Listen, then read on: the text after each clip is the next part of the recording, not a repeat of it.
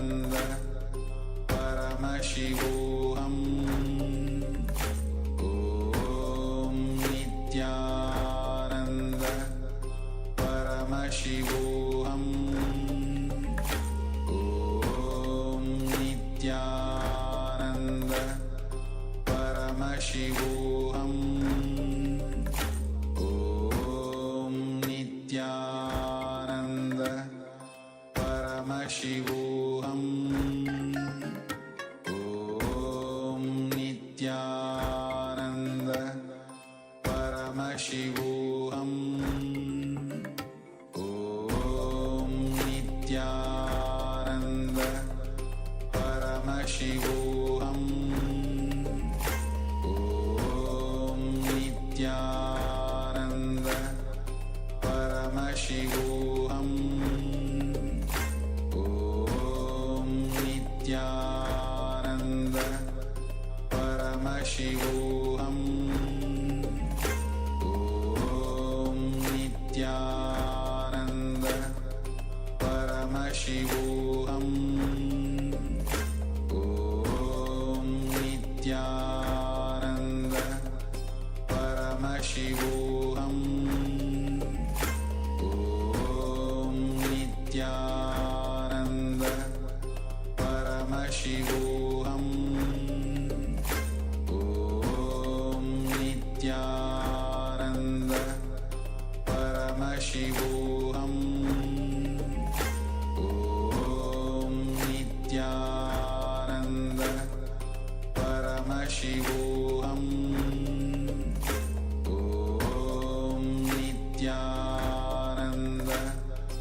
Paramashivoham Om Nityananda Paramashivoham Om Nityananda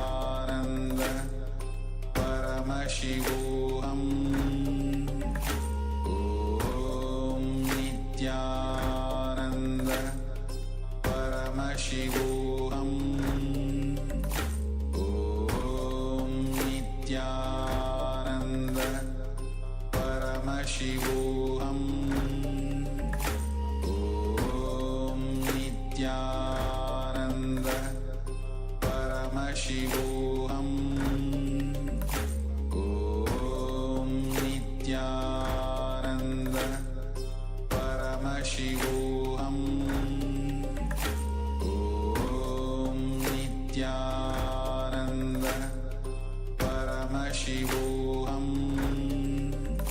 Om Nityananda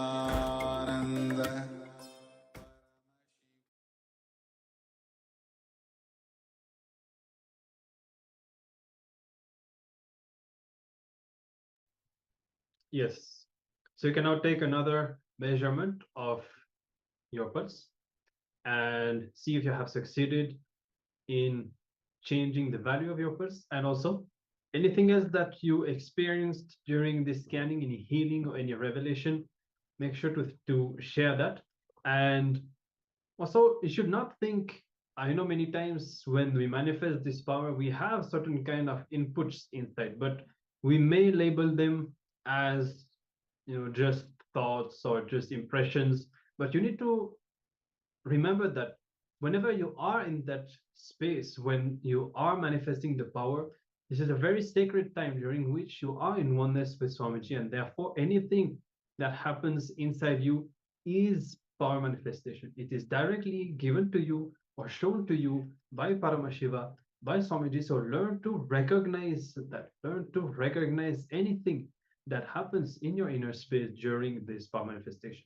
Yes, once you are in that deeply receptive mode, that deep space of nirvikalpa samadhi, any manifestation that happens, like you might sit for doing your puja, you sit in that bhava samadhi, and the vibhuti, the kumkum, the gold specks, or even sugar crystals manifest around you. You sit for blindfold reading, but all of a sudden teleportation is manifesting. Don't judge. Don't think, okay, I didn't manifest the power because logically I'm not able to convince myself. Understand, Swamiji has said, when you feel you did not manifest the power, it is actually not that you did not manifest any power, you just manifested less power. So the solution to that is not saying no, I'm not manifesting. It is what is required is a powerful declaration for you to continue to manifest. So the solution to manifesting less power is manifesting more power. And simply whatever you declared will manifest. It is like the queue of a printer. When you have many declarations piled up, bit by bit, the universe is catching up to fulfill it. When you increase the intensity, you can simply manifest anything immediately, beyond your logic, beyond your understanding. So all that we need to do is we need to drop, unclutch more, complete more, decide to sit and manifest. See what are the incompletions that are coming up in my inner space. Oh, I've been sitting here so many times, nothing is happening. Complete. What is the experience that is generated in your inner space? Do you feel guilt or shame? Is it painful? Look into that feeling, complete with it, and then again declare to manifest. Recreate this space. And you will see this intensity, the will persistence is really the key to manifest anything in your life. Will persistence does not mean that you are going to sit for a long time. No, it is the decision, I will not move unless it manifests. I'm going to sit here until this happens. And with that powerful cognition, that powerful space, that ferociousness about your self-doubt, self-hatred, and self-denial, and you say, I make the conscious declaration that this is going to be the reality I'm going to experience, it has to manifest. So for all of you who manifested the power and for all of you who manifest this power with us in this round, first of all, applaud yourself, celebrate yourself for being part of this grand happening, the revival of the enlightened civilization that we are experiencing playfully through these power manifestation sessions. And we invite all of you to be there for the next power manifestation round as well. We're going to continuously go through different kinds of levels of this power throughout the day. For now, we are going to learn more about the different levels, the different aspects and dimensions of completion. Yes. So we'll now continue. After this power manifestation session, we'll be resuming our sessions on the science of completion. And this time we will be looking deeper into the genesis of identity from a more advanced angle. So we'll be looking deeper at the origin of the root pattern and the first images that we have developed, our inner image, outer image, and life image. Because once we understand how these were built at the origin, in the first moments of our life, this will give us a complete clarity on the entire way our life has happened. Because as Swamiji said, as of now, until we have the root pattern inside, which is the case for all of us, our life is nothing else but the manifestation of this root pattern. So we have to understand it by understanding the genesis of our identity. And then when we look at the path, at the way our life has unfolded, we will understand how everything was influenced by this root pattern, by the genesis of our identity, and we will be empowered to transform, complete, and finally be the person that we really want to be. Yes. As a matter of fact, when you do the completion more and more, and you kind of get to understand your own patterns, your own internal mechanisms, one thing, you will be able to spot them before they drive you to take action. You will have the distance to experience the pattern when it shows up in your inner space. And the next thing is you will see the cyclical nature, the fact that you are going through the same ups and downs again and again with different people in different locations, but it is the same thread that you're pulling. It is the same circle that you're going through, expressing in different ways, wanting you to fully experience it so you can let go of it. So without further ado, let us dive into this revelation. We're going to watch a short video with the Supreme Pontiff of Hinduism as he elaborates on the genesis of our very identity. Please be in a space of sincere listening and deep restful awareness as we are going to listen to the Supreme Pontiff of Hinduism.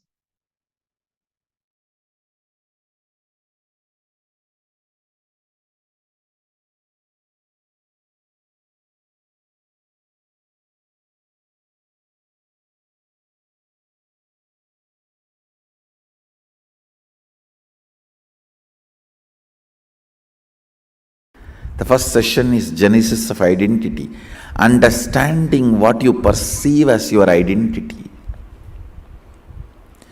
What you feel as you is too important, because only from what you feel as you start developing second person and third person of your life. Aligning, understanding, aligning and understanding your first person, second person and third person, and experiencing completion. And experiencing completion. Understand, wherever you are not aligning, you are only maligning the reality.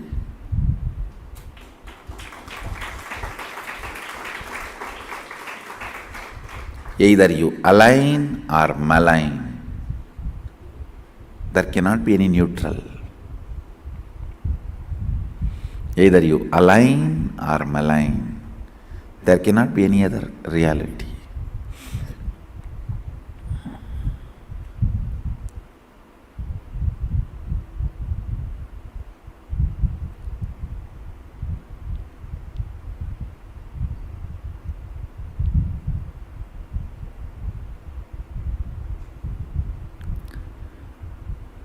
Aligning.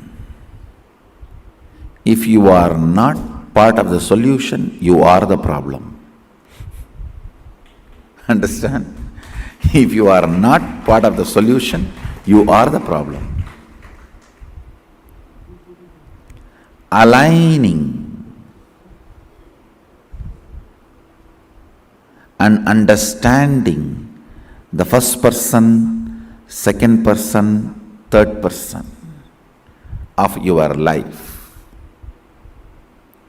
Who is the first person of your life? What you perceive as you.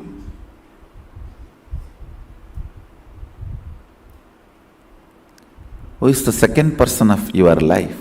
What you perceive as others. Who is the third person of your life?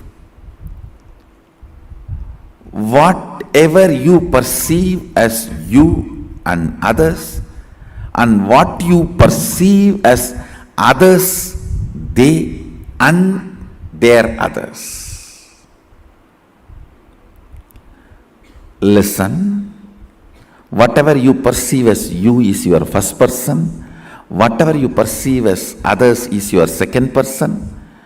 Whatever you perceive as your second person's first person's and second person is your third person. Just put little attention, you will catch how the whole thought current which is torturing you from day and night, which you really want to get rid. You and your thinking as love-hate relationship. You can neither be without that nor be living with it. Almost like spouse. Neither be without it nor be with it.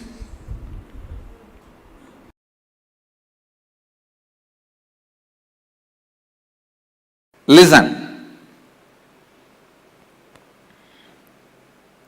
When I look inside me, my inner image, I see a vast, powerful space of Purnatva, complete completion, or Sunyatva, emptiness, living emptiness. You can call that as a soul, God, energy, Mahadeva, whatever. A complete space. That's the exact inner image I am carrying. Outer image. Listen. Outer image. How I project myself. I am projecting myself as a being to transmit that experience to all of you. You can call us an enlightened master or a teacher or an incarnation, whatever way you want. You can give any title. I am a being to transmit that experience. That's my outer image. Declared outer image. Others' image. Listen, others' image. I may declare that I am here to transmit this enlightenment experience to you, but people expect that I should heal their physical pain, mental pain.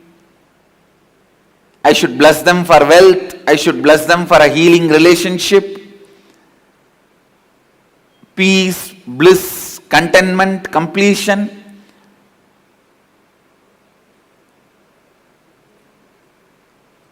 See, the other's image, what people perceive from me and expect from me, maybe it is different than what I declare, but even then I am responsible. Because whatever they expect is within the purview of my declaration. Please understand. When I say I am here to transmit that experience to you, to give that experience to you, I have to give you at least 1000 volt spiritual energy. But to clear your cancer or headache, I need to give only 0.5 volt energy. So if you expect me to heal your physical problems, I am responsible for it because that falls in the purview of my declaration. Anything which can be done by the transmission of energy and experience of enlightenment, the side effect, after effect, byproduct of transmission of energy, you have a right to expect from me because that comes within the purview of my declaration. It is my responsibility to fulfill it. Only if you expect that I should win the World Cup, playing the football match, I am not responsible for it because that doesn't come under my declaration, the purview of my declaration.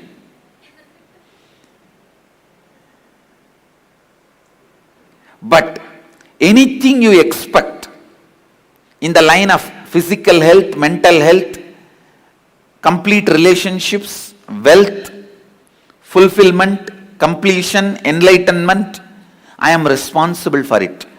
Either I have to give you that.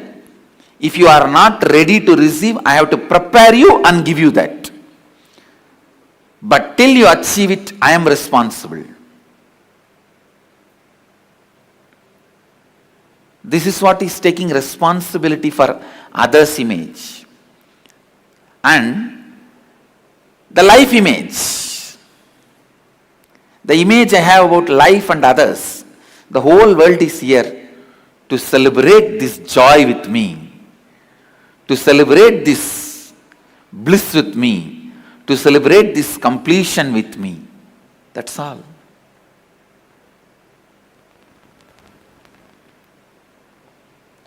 So understand,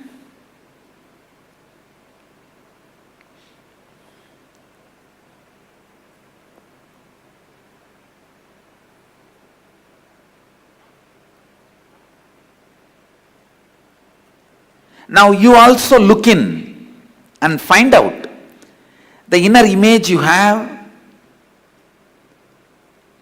outer image you project, others' image you created, for which you are responsible, and life image you are having about life and others.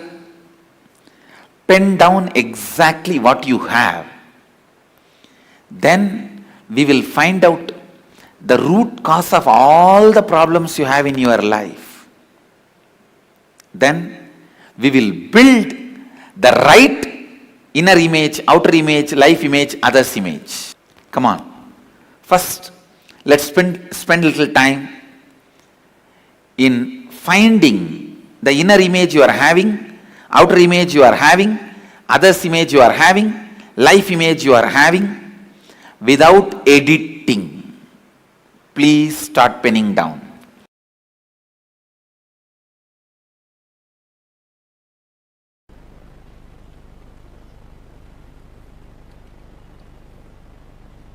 So understand the exact inner identity, outer identity, and the gap between the inner identity and the outer identity.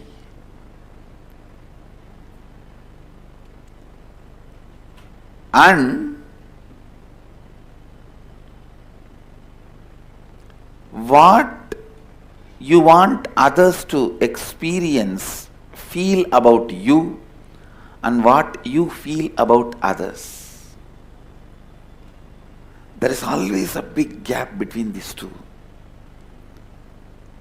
You want everyone to feel about you as a loving, caring, trusting, blissful, joyful person. But you believe, you think about everybody as crooked, cunning, cheats, bunch of thieves. Now you need to know the gap between your inner identity and outer identity. That gap is neither good nor bad. Same way, the gap between what you want others to feel about you and what you feel about others. This gap also is neither good nor bad. If both these gaps makes you powerless, both of them are bad. If they does not make you powerless and you know how to play with that, then it is not bad. Sometimes it is good. Some of the very powerful, the most powerful strategies which Krishna did to protect Dharma are done from that space where other person can't even understand with what kind of a logic you are functioning. Other person can't even understand, you can never understand with what kind of a dharma Krishna is functioning. You can never understand.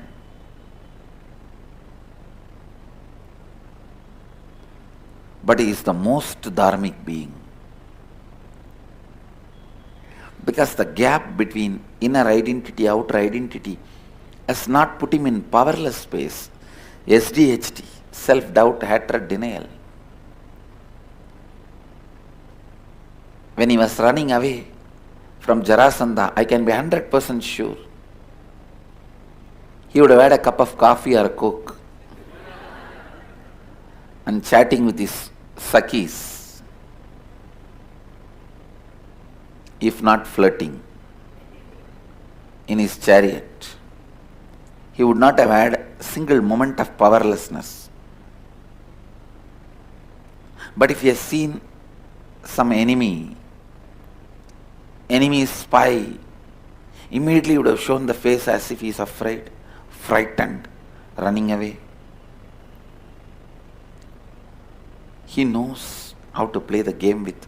Because even the inner identity, outer identity,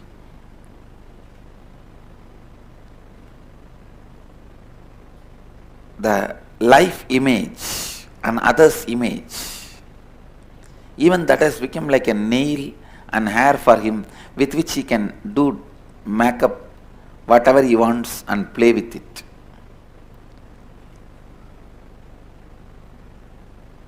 He knows how to show them, showcase them, and use them, play with them. So understand,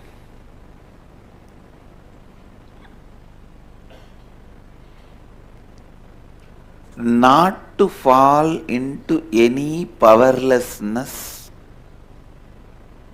by these four identities and the gaps between them is completion.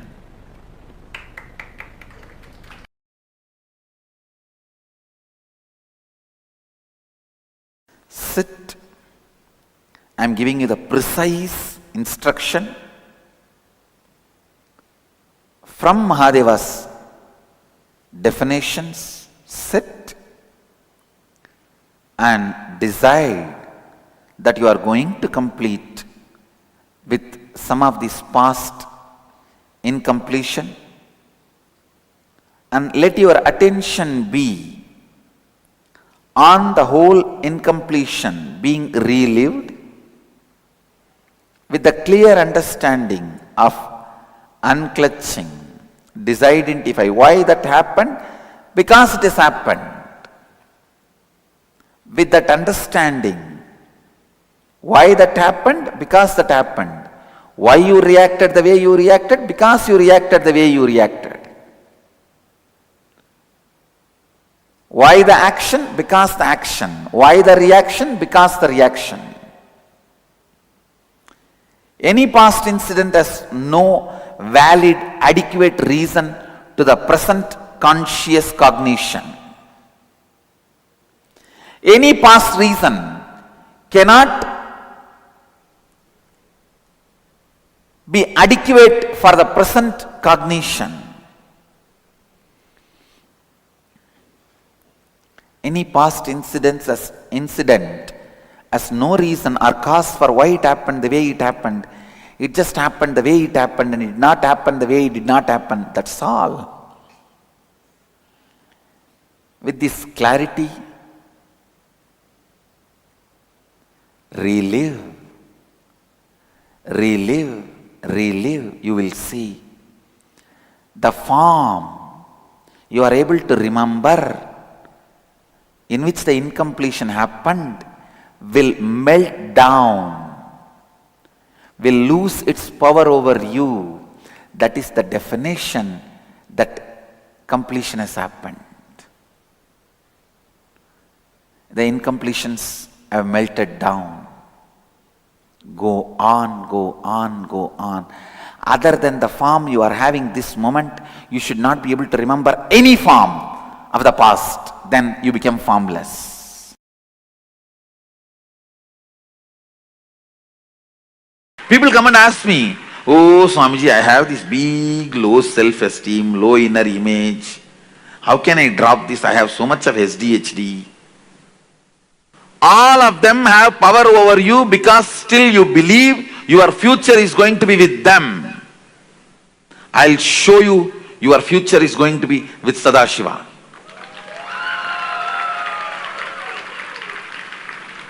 When you know you do not need beggar identity for your future is going to be Yuvaraja identity. It will not take more than 2-3 seconds to make that old identity redundant, irrelevant.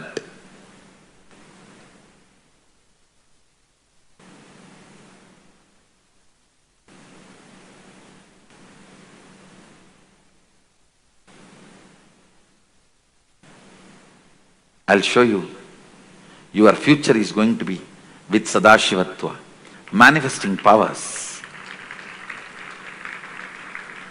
Being the Yuvaraja of Nityananda.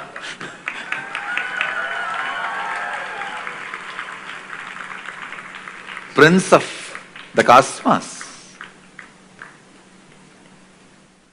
Yuvaraja of eternal bliss.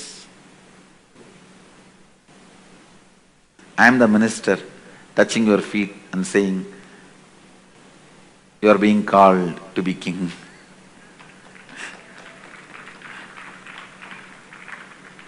understand, you need to understand only one thing. Your future is going to be with a higher identity. All this old identity, powerlessness, SDHD, GDHD, SSDHD means, SDHD means self-doubt, self-hatred, self-denial. GDHD means guru doubt, guru hatred, guru denial. Now when you have SDHD, you will have GDHD. When you can't trust you, you won't trust me. SDHD, self-doubt, self-hatred, self-denial. SDHD leads to GDHD. Means guru doubt, guru hatred, guru denial. Which naturally makes you do SSDHD, means Sadashiva doubt, Sadashiva hatred, and Sadashiva denial. SDHD leads to GDHD, leads to SSDHD. Understand? The moment you understand your future is going to be with only powers as king, not asking, as king, not all the time asking. Now, the prince, it only took 2-3 seconds for him to shift from asking to asking. From asking to asking. It took only 2-3 seconds. If you know your future is going to be manifesting Sadashivatva, suddenly you will see all your old SDHD, GDHD, SSDHD, all of that will become redundant. All of that becomes redundant. All of that does not have any more power over you. Does not have any more say over you. Does not have any more hold over you.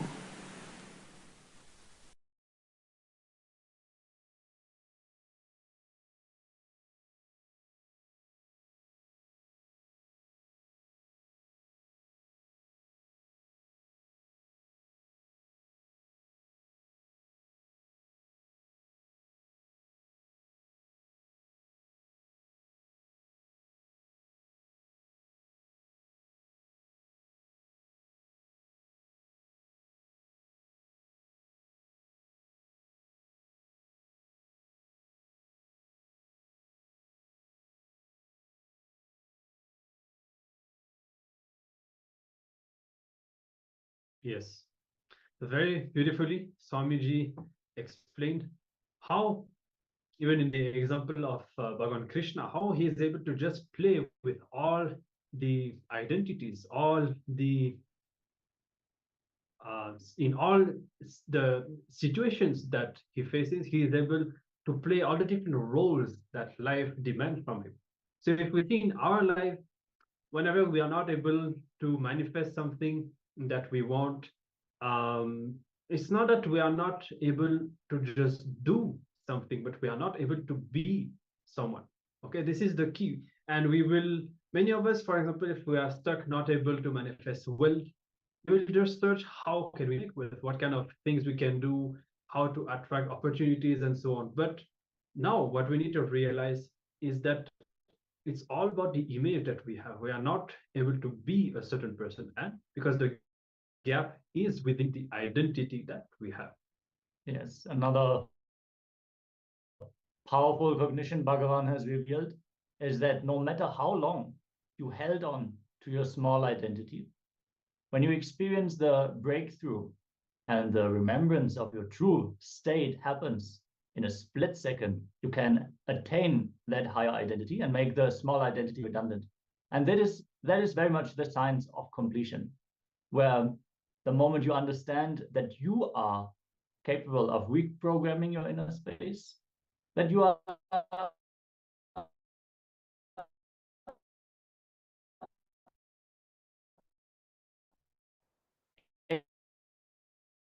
able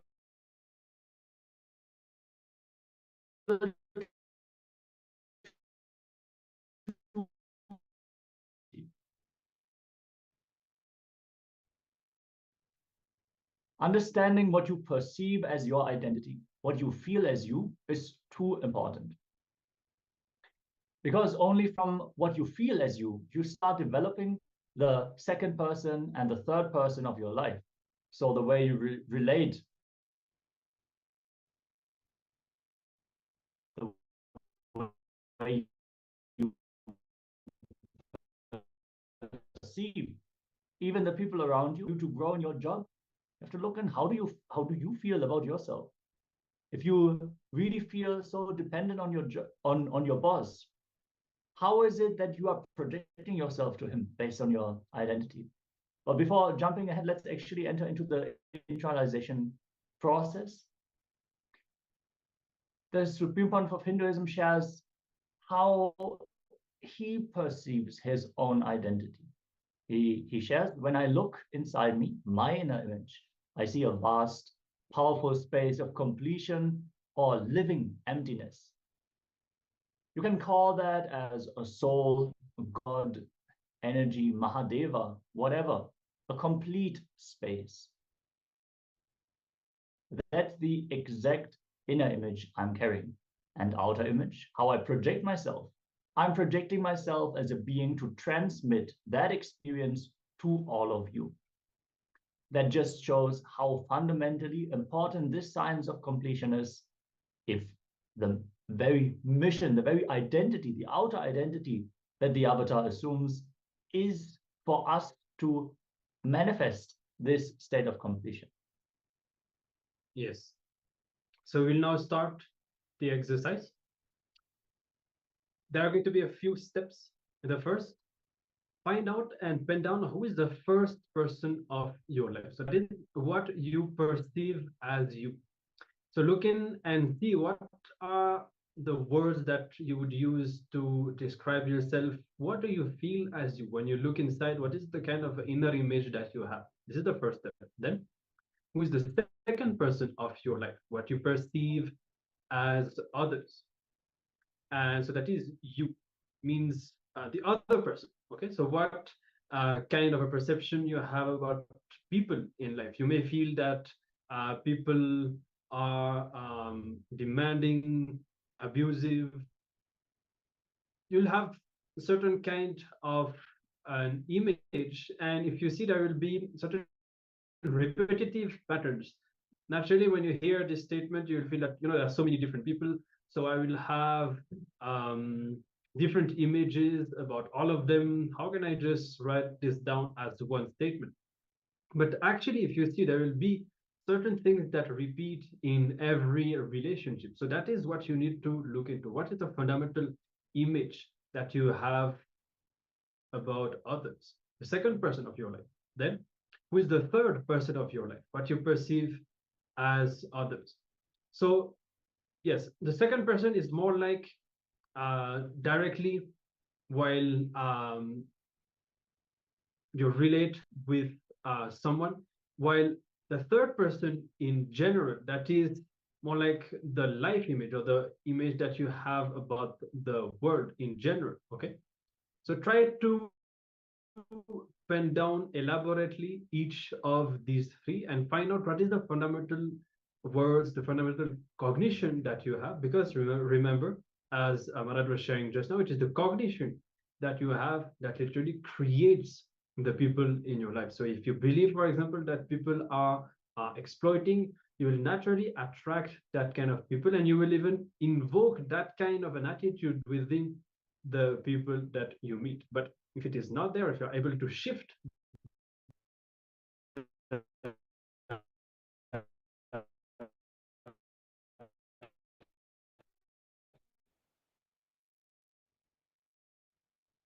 cognition, you will see that immediately looking at and penning down, the I, you, and the world that you have now are your inauthentic identity. The inner image, the outer image, and the others and life image that you want to have, that is your authentic identity. So the first step here, we are focusing on identifying our inauthentic identity. And once you're done with that, we'll move to the second phase and we will be continuing this process. Yes, the Supreme Pontiff of Hinduism has clearly shared the moment you can visualize a certain identity about yourself, even if you think it is a fantasy, the moment you have the ability to visualize yourself in a certain way, the energy to manifest that identity as reality is also there. Us believing into our smaller identities and restricting ourselves to this frame is our inauthentic identity. We are not taking the responsibility to complete and build the identity that we actually feel, oh, it would be nice if I could be a little bit more, and here you feel whatever applies to you. In reality, we have the ability to assert that identity immediately from the space of completion. So let us enter into this science by penning down our inauthentic identity, which is the one that we are carrying now based on our patterns, based on our root incompletions. Let's begin. If you have any questions or doubts, please let us know so we can attend to you and help you with this completion process, guide you through step by step.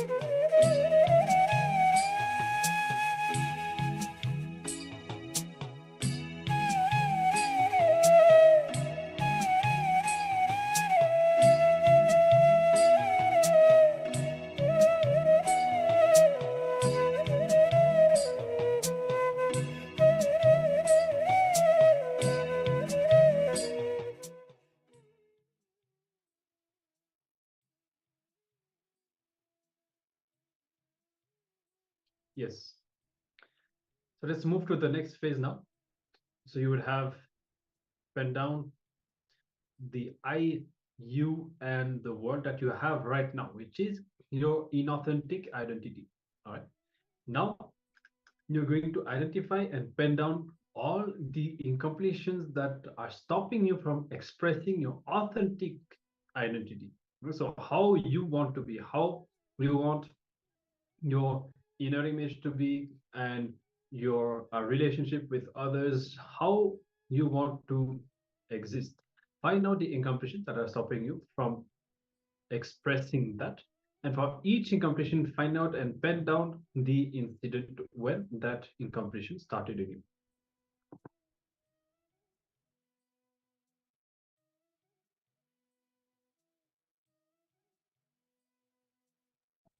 All right, so you'll have a few minutes. You can start this phase of the process.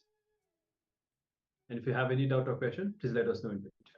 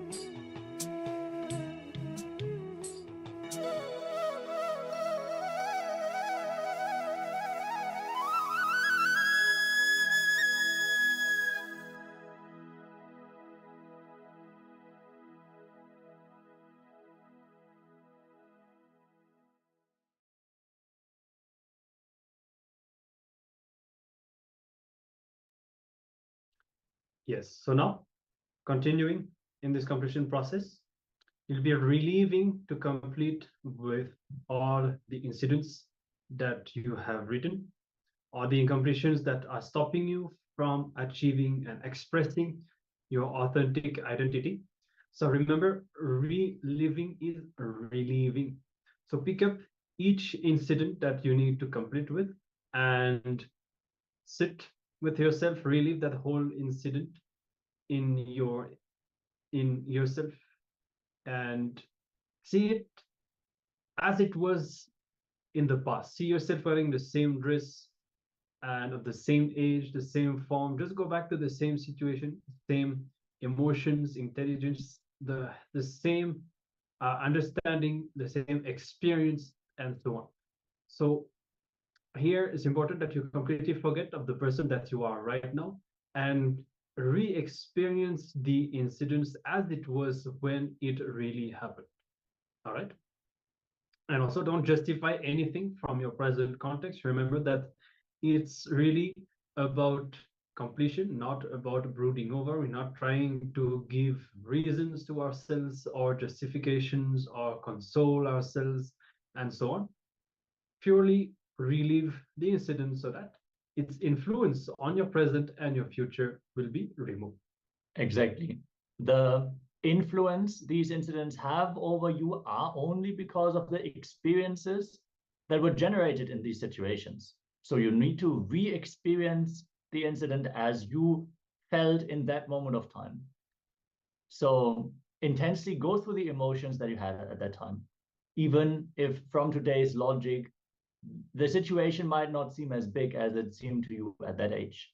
But because it caused an intense emotion in you at that time, that is why you are still carrying the trauma, that incompletion within you, that is subtly steering you in a certain direction in your day-to-day life. So sincerely relive the incident as you experienced it at that time, feel the emotion, and complete with it. Let's enter into this process. If you have any questions, any clarifications are required, let us know. And let us enter into the completion process.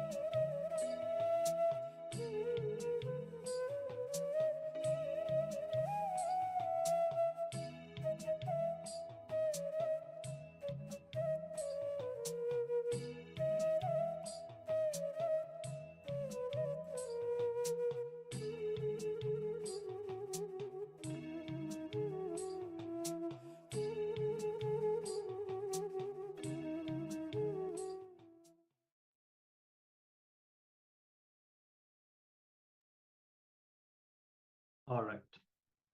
So I hope that you were able to complete and that this completion exercise was insightful, that you are able to experience the completion. Now that we have learned about it so many times, we have practiced quite a bit. Hope that you are able to experience and to see how you are relieved from this baggage of past incidents. And the moment that happens, you will feel that you are becoming a new person. It's like we don't need to put effort into changing. We don't need to put effort into doing new actions. The moment the completion happens inside us, we change from within. Our image, the person that we are just changes from within, and we see that the change reflects on the outside just as naturally as we were manifesting certain kind of situations and people before that.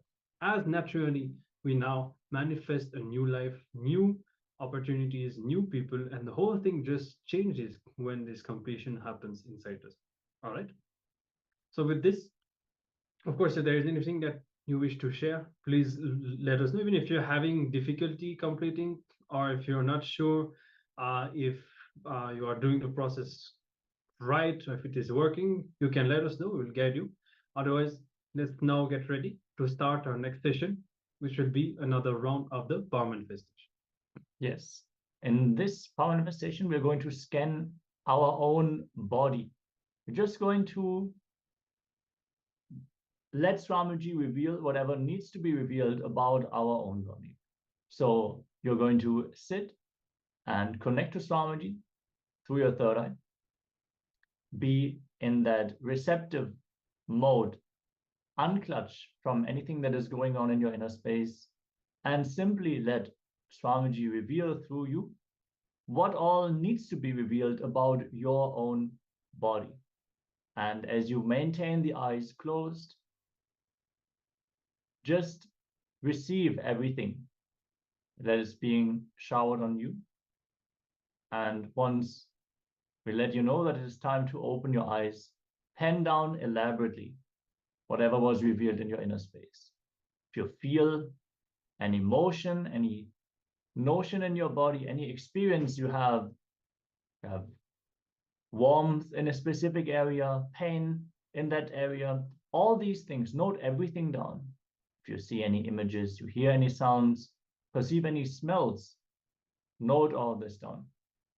Completely without judgment, just receive whatever is revealed in your inner space. Cognize that all this is revealed directly by Paramashiva to you as you sit in the space of oneness with Swamiji. Literally sit as if Swamiji is sitting in that space where you are sitting. Visualize his bright smile in your inner space and continuously chant the Mahavakya, Om Nityananda, Paramashivoham. Vibrate with the Mahavakya. And let us see what all is being revealed in this round of the power manifestation. Let's begin.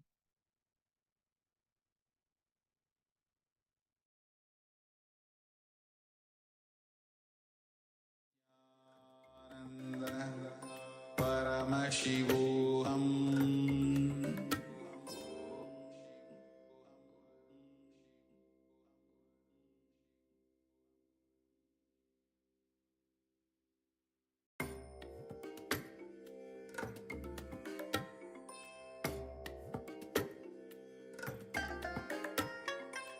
I bless you all.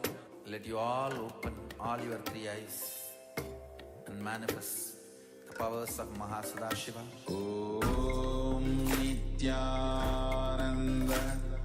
Paramashivoham. Om Nityananda Paramashivoham. Om Nityananda Paramashivoham. Om Nityananda Paramashivoham. Om Nityananda Paramashivoham. Om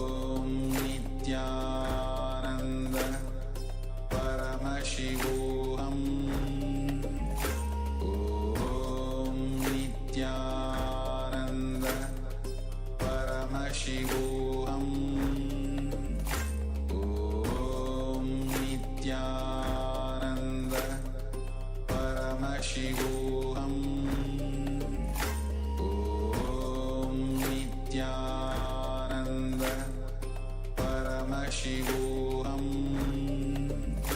Om Nityananda Paramashivoham Om Nityananda Paramashivoham Om Nityananda Paramashivoham Om Nityananda Paramashivoham Om Nityananda Paramashivoham Om Nityananda Paramashivoham Om Nityananda Paramashivoham Om Nityananda Paramashivoham Om Nityananda Paramashivoham Om Nityananda.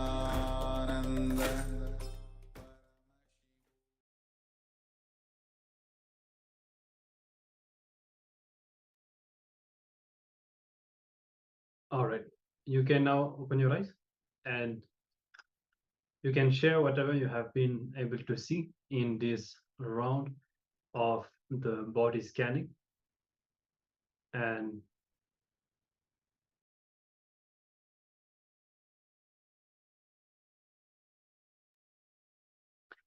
this power will help you to diagnose yourself, to discover anything in your body, any ailments, anything that specific organs need or lack. It might reveal even solutions. The other day, a participant was sharing that she saw that she needs to drink turmeric milk for something specific that she was having. I think it was a cold. So this power is as a direct utility value, direct use that you can you can directly use it in your daily life. And even sometimes, you know, we have headaches. You can find out what is the real reason behind it, and you may find, as I was sharing even earlier, that there will be a conscious reason behind it. Many of the ailments that we have are actually coming because of persistent thought currents that we are having, that come from the incompletions that we have developed in the past. So this power will reveal even the deeper dimensions, not just what is going wrong in your body, but what is the deeper root of all of this. Yes, we want to mention at this point that this power manifestation is not supposed to replace any professional diagnosis, but you can use it as a first diagnosis for yourself and then reconfirm. As you feel there's something going on in your body, you can scan it through your third eye, and then you go to the medical professional and get your third eye scanning even verified. Even the Supreme Pontiff of Hinduism is using this power in that particular way. Understand, in the body scanning, things as deep as the family history, the genetic imprints that you have received from your ancestors can be revealed. And even as simple things as, okay, you should not drink coffee in the middle of the night. You should drop that habit that leads to specific ailments in your system. From the most complex to the most simple, anything can be revealed through this power. Yes. We want to complete with the participants in the Zoom room. The chat seemed to be disabled for some time. So now that is fixed and you can all share your experiences. So if you have manifested the powers or you had a click, amazing. A person is sharing that they scanned a kidney stone. That is amazing. Great to see that the participants are experiencing a breakthrough in this power and sharing their experiences. Yes. With this, we are going to go into another level of completion. We're going to learn about the different kinds of joys that we experience in our life and how that actually affects our very experience of life.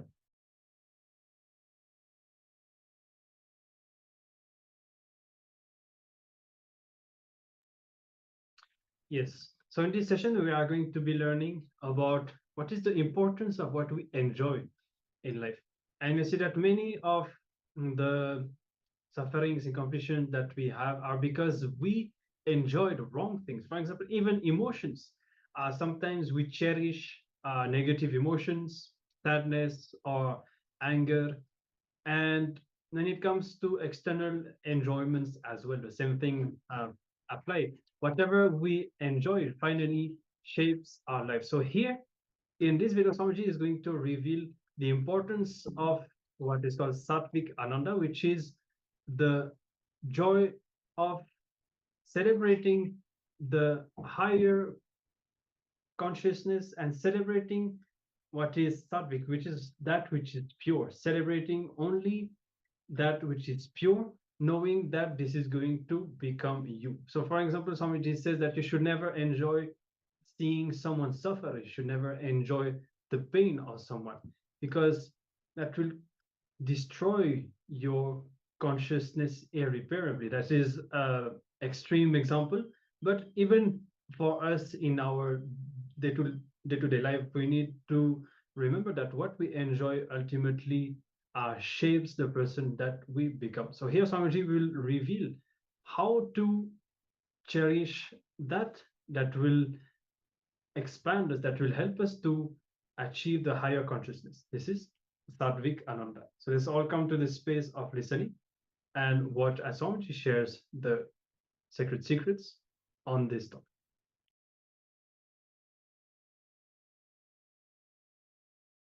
Understand? All sattvic bliss is your right, is your birthright, and you guys are Shaivites. Shaivite means joyful guys.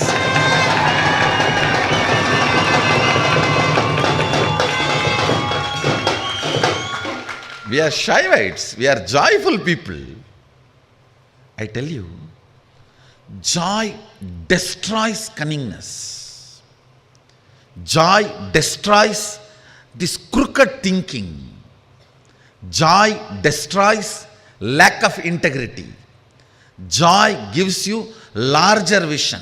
Sadashiva himself, I tell you guys, when he lands in you, he will create an intense joy in your system. That is the way he will land. He is Lord of Ananda. I wanted to explain from the angle of the spiritual alchemy process about the reason for the Sattvika Ananda. Understand? Do not allow your physiology or psychology to enjoy any joy which comes by torturing anybody. Don't allow. Then you lose your Shaivatva. No. You lose your Shivatvamasi. No, don't allow. Never allow any joy which comes by suffering of the other person, torture of the other person. No. Then your brain loses its capacity to hold Sadashiva in you. And always encourage, grow the Sattvika Anandas. Don't be shy to grow the Sattvika Ananda. Do not be shy to grow the bliss of Sattvika, means non-violent joys should be grown so much into the system. I tell you, more and more dosage of non-violent bliss develops larger and larger vision of life. Sattvika Ananda person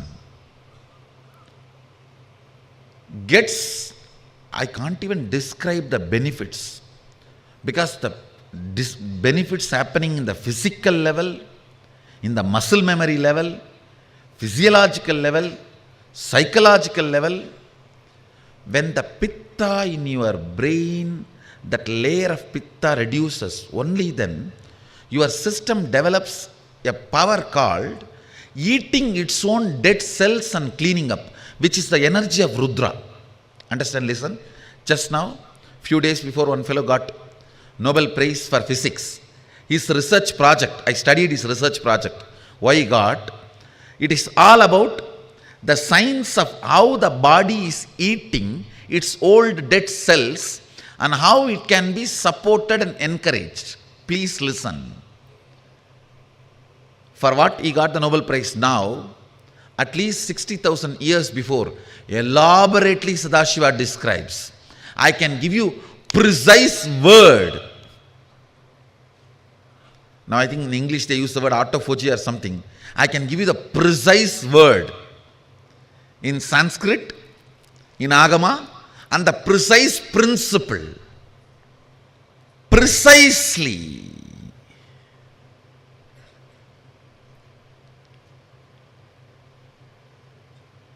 The Sattvika Ananda, what it does, listen, it will clean up the pitta layer in the brain, means the layer which makes you powerless, tired, and withdraw from the life for no reason. So actually, when the pitta layer attacks you, suddenly you will feel like frustrated and don't want to get involved with anything. If you come face to face with your mother-in-law or boss, or the people whom you don't want to see what happens to you at that moment, imagine that's the same thing, the pitta layer spreading. Listen, this Sattvika Ananda first thing cleans up that subtle layer of pitta, that's one. Second, it awakens the Rudra energy in you, which makes your system eat all the dead cells and dead parts of you and clean up. Just clean up.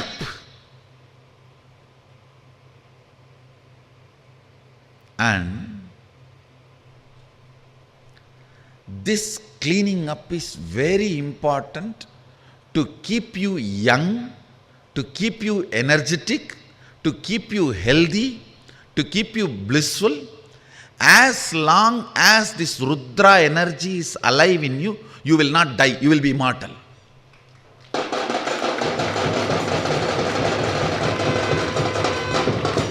Sattvika Ananda awakens that Rudra energy in you intensely, I tell you. At any cost, whatever you have to give up to live with the happy people, sattvikally happy people, just go and be with them. That is satsanga. And plan sincerely to make that same kind of a Sattvika Ananda in your home and workplace. Where you are working, in your home, both places. A very simple thing. A non-violent joy will actually make your workplace productive. It will become productive. I am telling you, even in my Sangha, only the people who are joyful are productive. Everyone else is a load. It's a load only. I have many pillars, supporting pillars and hanging pillars. No, joyful people are all supporting pillars. They will be highly efficient, highly integrated, have a passion for Sattvika Ananda, have romance with Sattvika Ananda, the non-violent bliss, peaceful bliss, where you don't hurt anybody, but it is joy for you. Grow more and more of Sattvika Ananda in your system, activities which makes the sattvic ananda in your system, you will become efficient, you will become integrated, you will be just glowing, you will be completely healthy. The Rudra energy in you will be so alive. You will be young forever. It's an amazing beauty technique. Now women don't need any other convincing reason or the context to practice. Done. Only for men I have to give the remaining reasons. The moment I know the way the body of the kids move, see when they jump, dance, the way the body moves itself, I know, yes, this kid has come to integrity. He has lost all the cunningness. He is no more cunning. Or the joy, when the joy can become a lubrication for all the body joints and move, you can't retain cunningness anymore in your system. You just have to be, see, joy always makes you integrated. For example, if there is high water level in Ganga, you don't have to worry about the stones in the bed, river bed. You can just go in the boat or ship or whatever. If the water level is low, you need to worry about the stones and everything. The river bed, boat cannot travel comfortably. Same way, in high joy only integrity boat can travel in your life.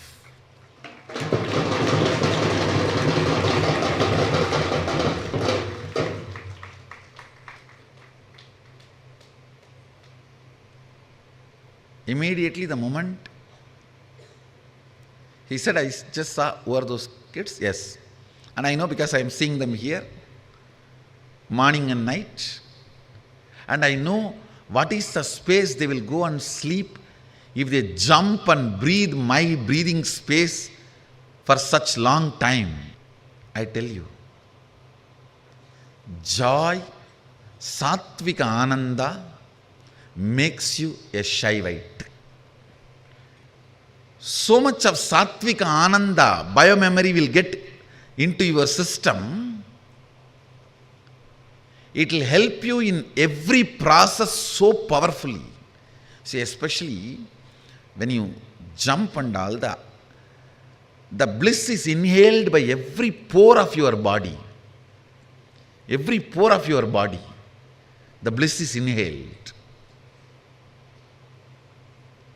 It becomes part of your muscle memory and biomemory. Of course, doing puja is surely sattvika ananda. But you don't use the whole body to do puja. But with these kirtans, it's like a whole body is used. The way your body flows with that, I can tell you, the level of integrity you have and the efficiency or the vision about life. All the sad people are cunning fellows. Never believe sad people. Never believe sad people. Never believe their words. Never have them as your business partner or life partner. They can suck your life and destroy your life. If you can make them sattvically blissful, do it. If not, at least save yourself. Get rid of them. I am telling you.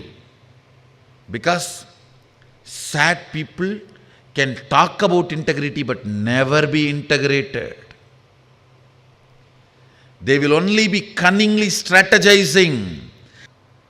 Like that only, if the sad fellow, even if he is integrated, he is waiting to ditch you in some bigger deal.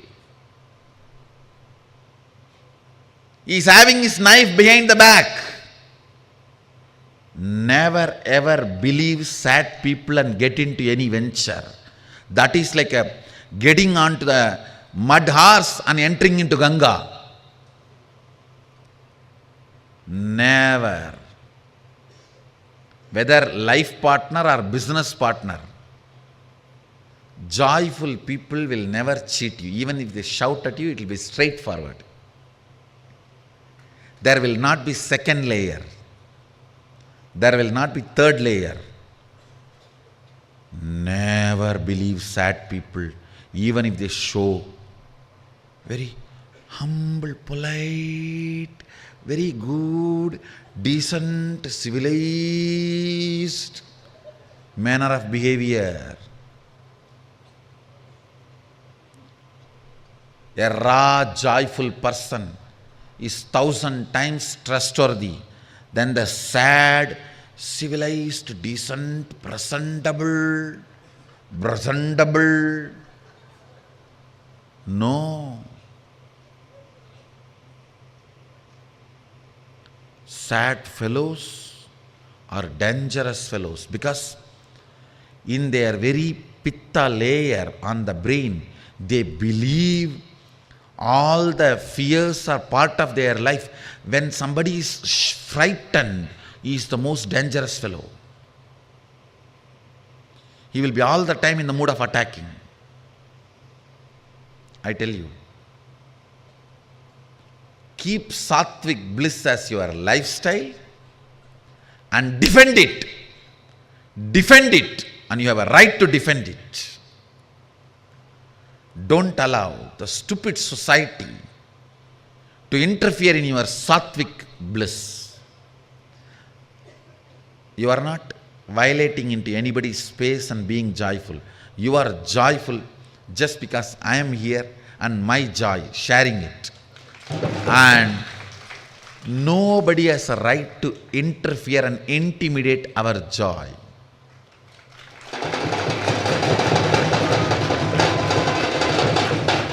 If they intimidate, they give us the right to retaliate.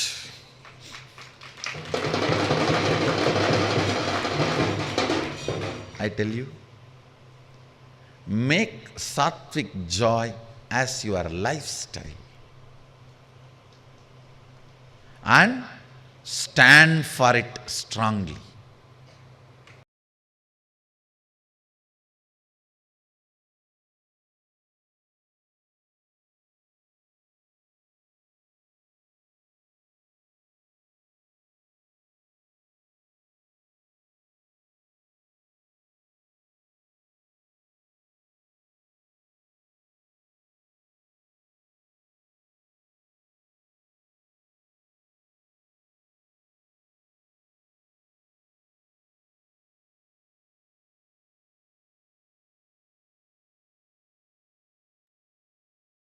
Yes.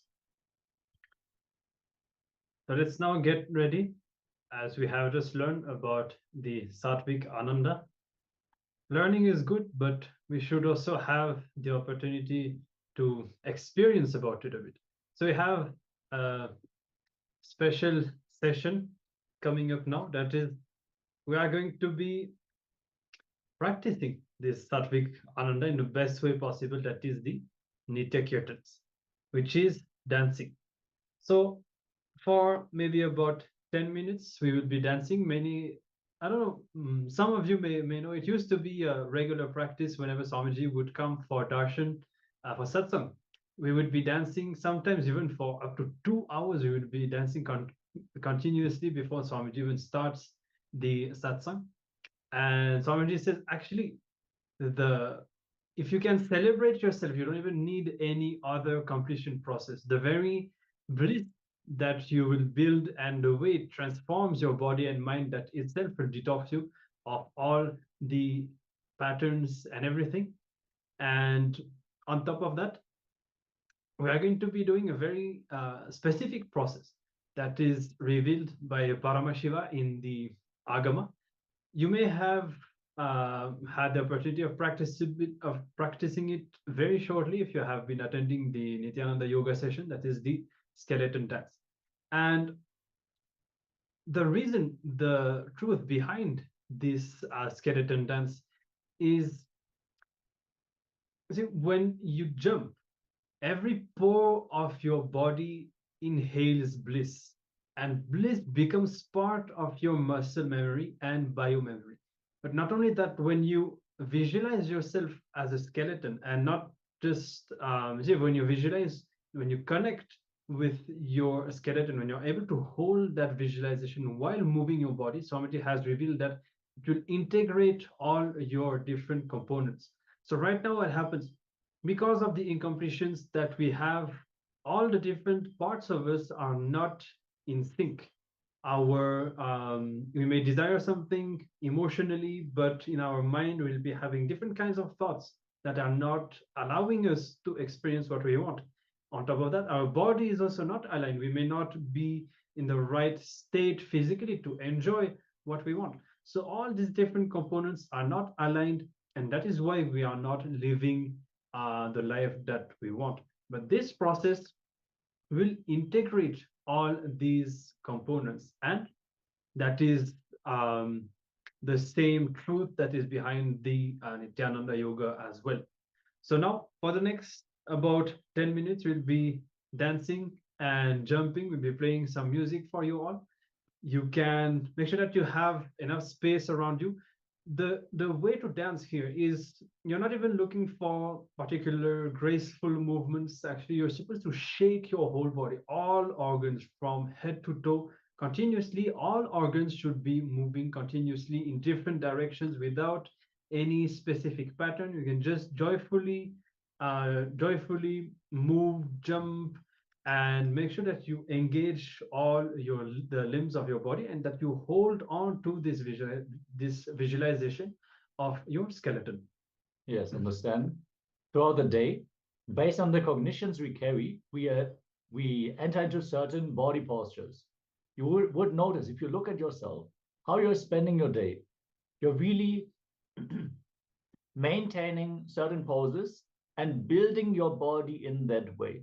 You are literally programming your body to have certain ailments over a longer period of time. In this process, by simply visualizing your skeleton and shaking your body, you overcome all the ideas of any blockages, knowing that a complete, healthy, and yogic body is your possibility, and shaking your body intensely will bolt integrity into your very bone marrow. So let us enter into this process blissfully, as this is the most sattvic bliss that you can experience. It is a straight technique to even experience the higher state of Turiya. If you really authentically, sincerely, with your whole being perform this process, it can be a breakthrough for yourself. So let us celebrate and let us enter into this very powerful process.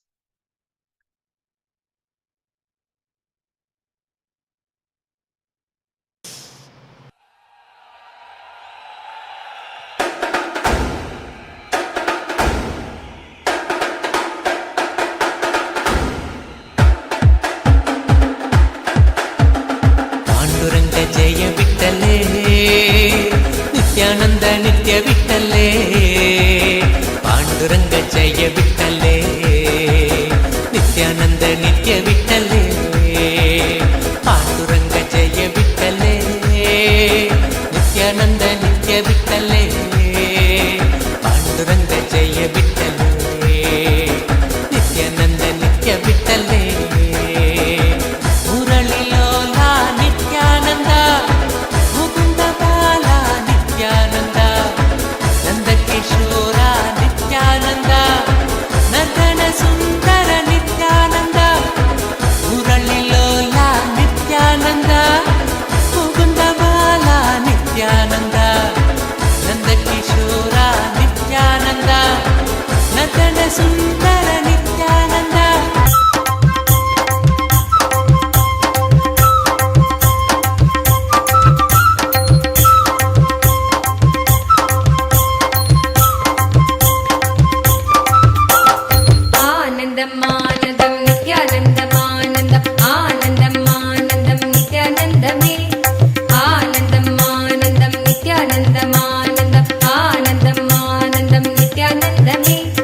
Nityananda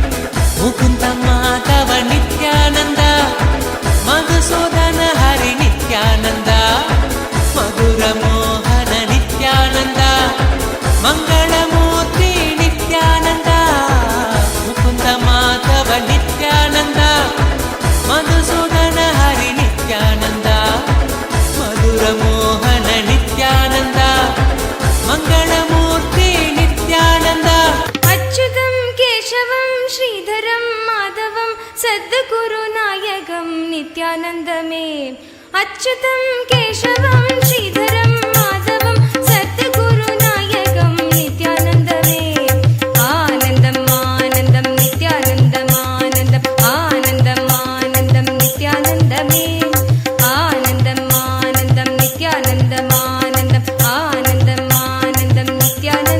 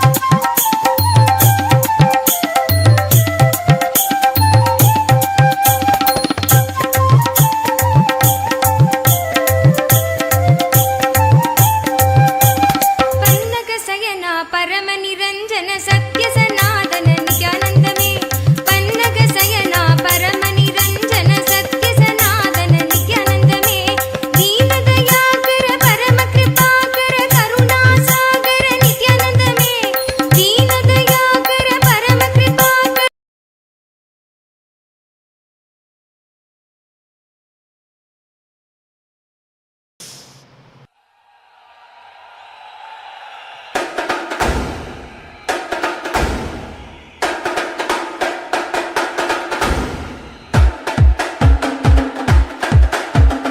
Pandurang जय विठ्ठले नित्यानंद नित्य विठ्ठले पांडुरंग जय विठ्ठले नित्यानंद नित्य विठ्ठले पांडुरंग जय विठ्ठले नित्यानंद नित्य विठ्ठले पांडुरंग जय विठ्ठले नित्यानंद नित्य विठ्ठले मुरळीलोला नित्यानंद मुकुंद बाला नित्यानंद नंदकिशोरा नित्यानंद नर्तन सुंदर नित्यानंद मुरळीलोला नित्यानंद मुकुंद बाला नित्यानंद नंदकिशोरा नित्यानंद नर्तन सुंदर नित्यानंद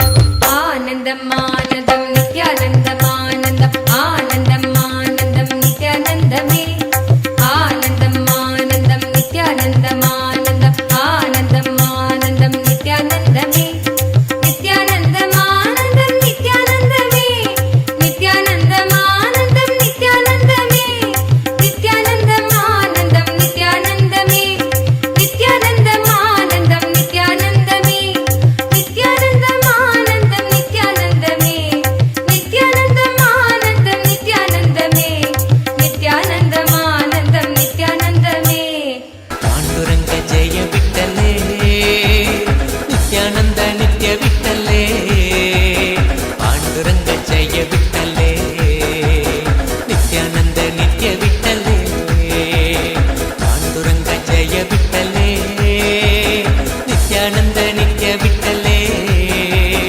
पांडुरंग जय विठ्ठले नित्यानंद नित्य विठ्ठले मुकुंद माधव नित्यानंद मधुसूदन हरि नित्यानंद मधुर मोहन नित्यानंद मंगलमूर्ति नित्यानंद मुकुंद माधव नित्यानंद मधुसूदन हरि नित्यानंद मधुर मोहन नित्यानंद मंगलमूर्ति नित्यानंद अच्युतं केशवं श्रीधरं माधवं सद्गुरुनायकं नित्यानन्दमे अच्युतं केशवं श्रीधरं माधवं सद्गुरुनायकं नित्यानन्दमे आनन्दम् आनन्दं नित्यानन्दम् आनन्दम् आनन्दम् आनन्दं नित्यानन्दमे आनन्दम् आनन्दं नित्यानन्दम् आनन्दम् आनन्दम् आनन्दं नित्यानन्दमे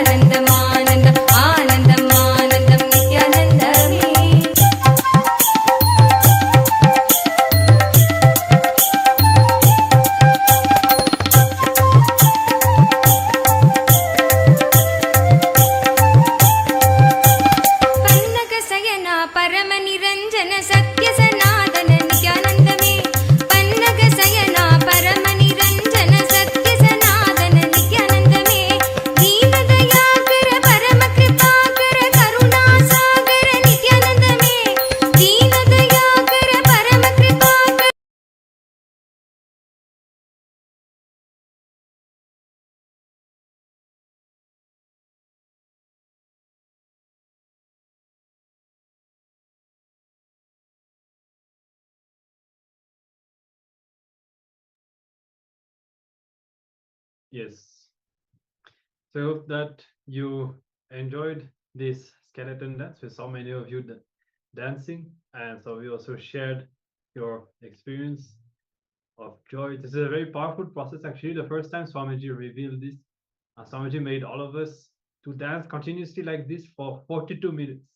And Swamiji said that actually, if you can hold that visualization uninterruptedly for 42 minutes, you will achieve the complete integrity within your body and with all your different components.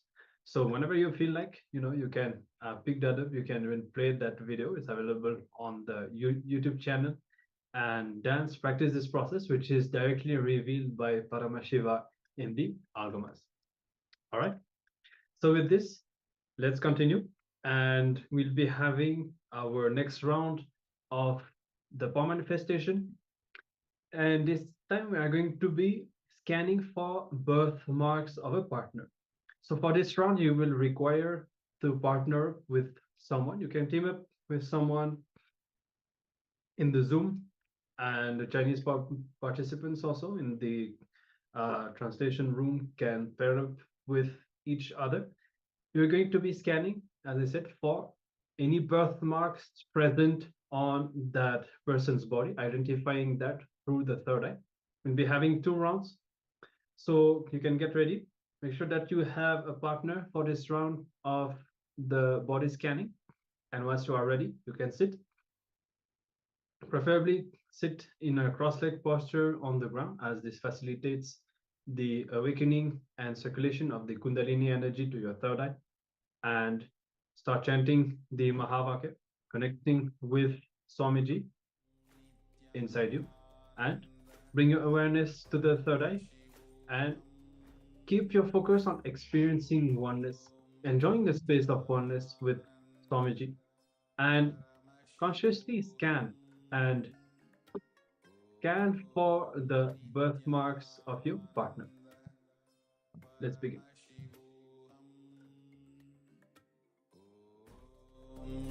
Nityananda Paramashivoham Om Nityananda Paramashivoham Om Nityananda Paramashivoham Om Nityananda Paramashivoham Om Nityananda Paramashivoham Om Nityananda Paramashivoham Om Nityananda Paramashivoham Om Nityananda Paramashivoham Om Nityananda Paramashivoham Om Nityananda Paramashivoham Om Nityananda Paramashivoham Om Nityananda Paramashivoham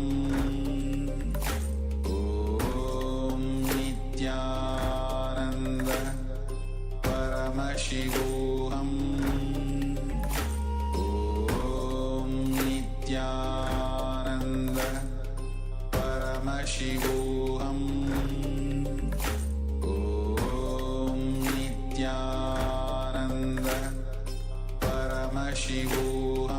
Paramashivoham Om Nityananda Paramashivoham Om Nityananda Paramashivoham Om Nityananda Paramashivoham Om Nityananda Paramashivoham Om Nityananda Paramashivoham. Om Nityananda Paramashivoham. Om Nityananda Paramashivoham. Om Nityananda Paramashivoham. Om Nityananda Paramashivoham. Om Nityananda Paramashivoham. Om Nityananda Paramashivoham. Om Nityananda Paramashivoham. Om Nityananda Paramashivoham. Om Nityananda Paramashivoham. Om Nityananda Paramashivoham. Om Nityananda Paramashivoham. Om Nityananda Paramashivoham.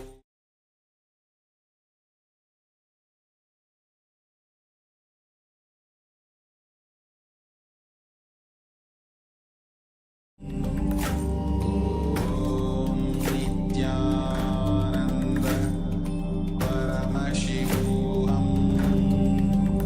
Om Nityananda Paramashivoham. Om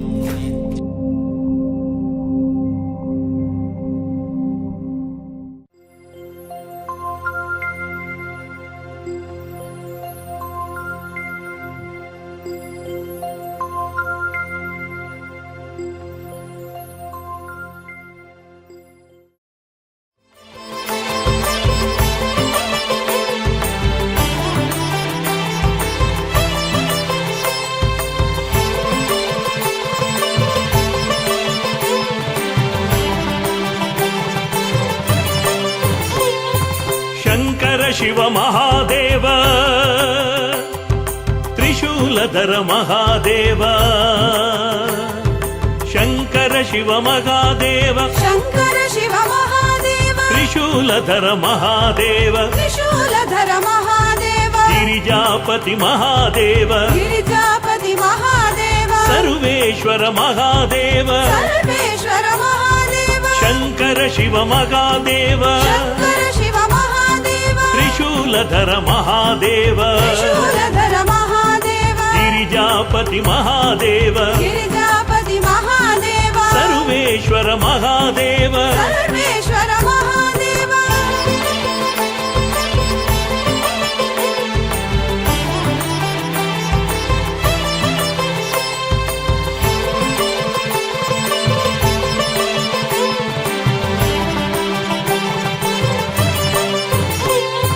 మృత్యుంజయ మహాదేవ గంగాధర మహాదేవ మృత్యుంజయ మహాదేవ మృత్యుంజయ మహాదేవ గంగాధర మహాదేవ గంగాధర మహాదేవ జగదీశ్వర మహాదేవ జగదీశ్వర మహాదేవ కరుణాకర మహాదేవ కరుణాకర మహాదేవ మృత్యుంజయ మహాదేవ మృత్యుంజయ మహాదేవ గంగాధర మహాదేవ గంగాధర మహాదేవ జగదీశ్వర మహాదేవ జగదీశ్వర మహాదేవ కరుణాకర మహాదేవ కరుణాకర మహాదేవ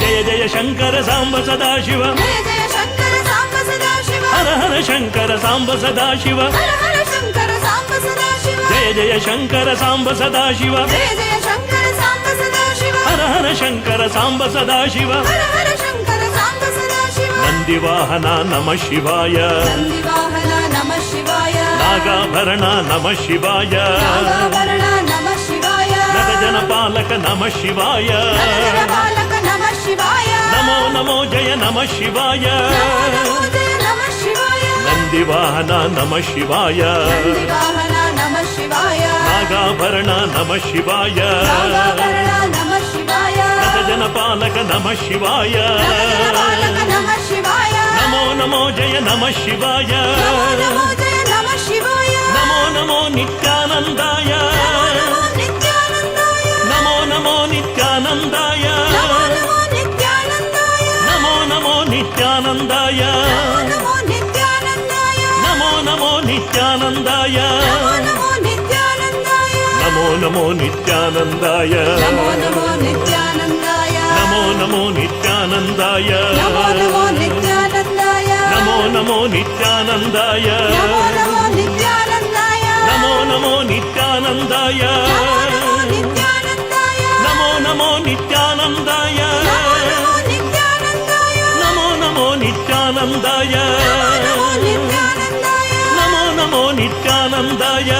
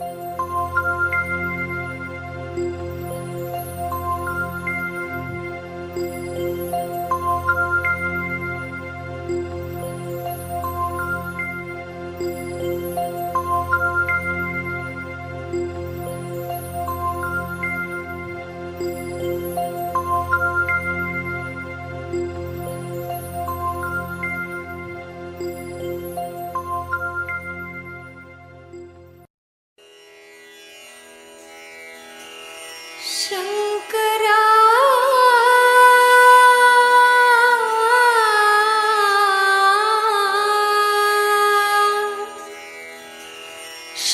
శంకరా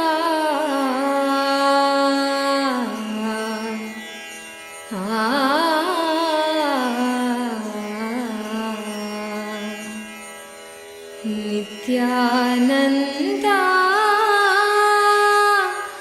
శంకరా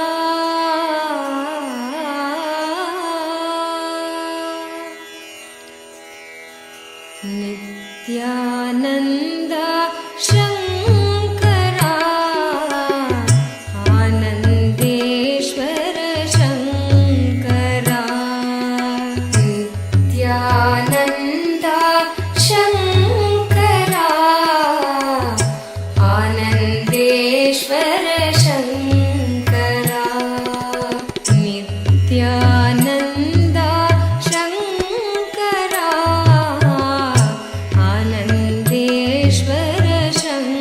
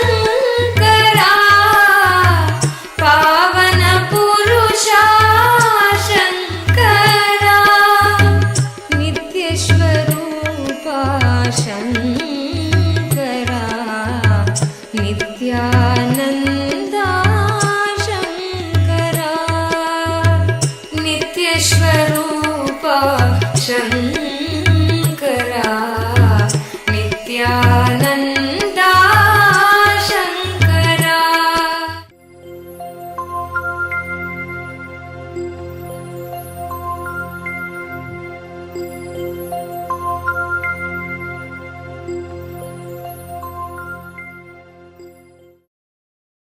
आनन्द परमशिवोऽहम् ॐ नित्यानन्द परमशिवोऽहम् ॐ नित्यानन्द परमशिवोऽहम् ॐ नित्यानन्द परमशिवोऽहम् ॐ नित्यानन्द परमशिवोऽहम् ॐ नित्यानन्द परमशिवोऽहम् ॐ नित्यानन्द परमशिवोऽहम् नित्यानन्द परमशिवोऽहम् ॐ नित्यानन्द परमशिवोऽहम् ॐ नित्यानन्द परमशिवोऽहम् ॐ नित्यानन्द परमशिवोऽहम् ॐ नित्यानन्द परमशिवोऽहम् ॐ नित्यानन्द परमशिवोऽहम् ॐ नित्यानन्द परमशिवोऽहम् ॐ नित्यानन्द परमशिवोऽहम् ॐ नित्यानन्द परमशिवोऽहम् ॐ नित्यानन्द परमशिवोऽहम् ॐ नित्यानन्द परमशिवोऽहम् ॐ नित्यानन्द परमशिवोऽहम् ॐ नित्यानन्द परमशिवोऽहम् ॐ नित्यानन्द परमशिवोऽहम्. All right. So I hope that you were able to scan your partner and identify any birthmarks. Please let us know and share in the chat if you succeeded. And if you haven't done so yet, you can share with your partner what you have seen through the third eye, through this round of the body scanning. And you can request them to let you know if they have any birthmark and if you successfully identified the birthmarks on their body. And we have to switch over now. We are actually getting ready to transition as we are having special sharing sessions happening now as we are getting ready to receive Swamiji for today's darshan. We are having a sharing session for the Sarvanya Pita.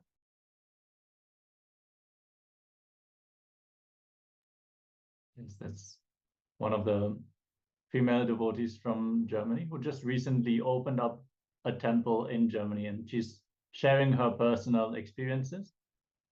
With this, we also want to invite all the participants, whenever you have anything to share, make sure to share it wildly and vividly so you can enrich others and cause their reality.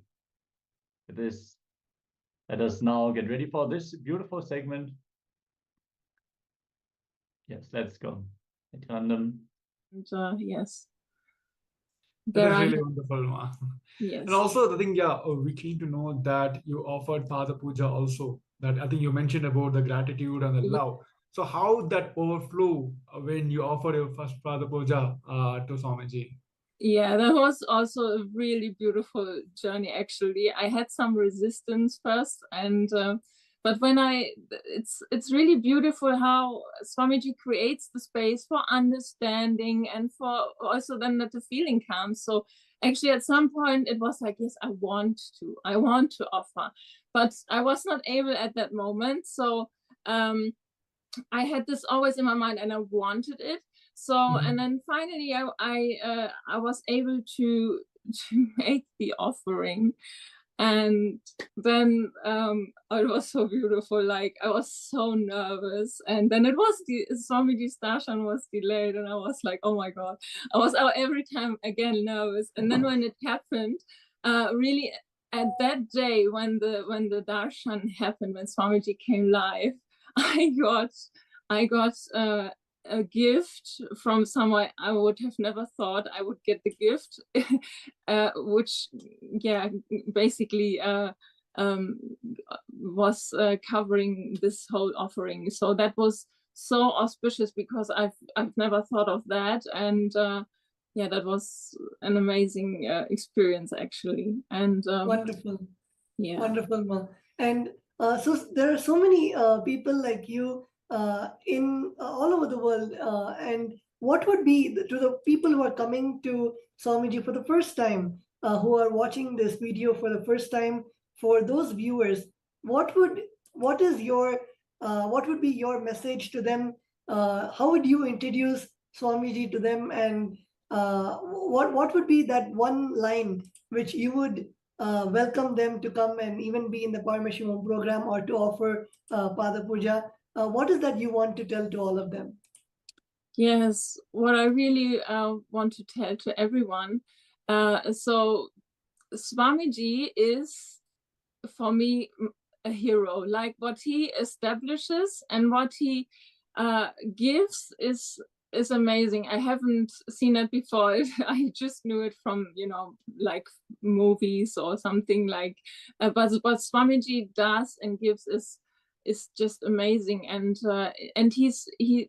it's available for everyone, and there is no limit, right? And also the lifestyle, what it changed for me, how I now even act with my environment, with insects, like even that is so beautiful. It's that, I would, that's what I would. Wonderful, wonderful, Ma.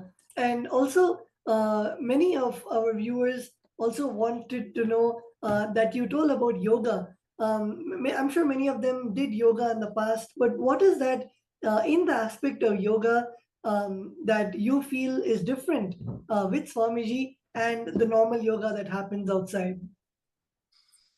Yes, I feel with the yoga with Swamiji, it feels I can really in the space of it's calm. I'm just calm.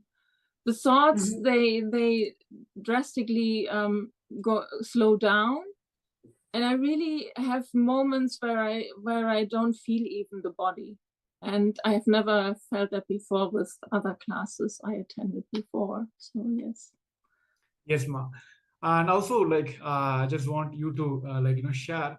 There are people out there like who are watching us live and from social media, and as well as joined us on the Zoom.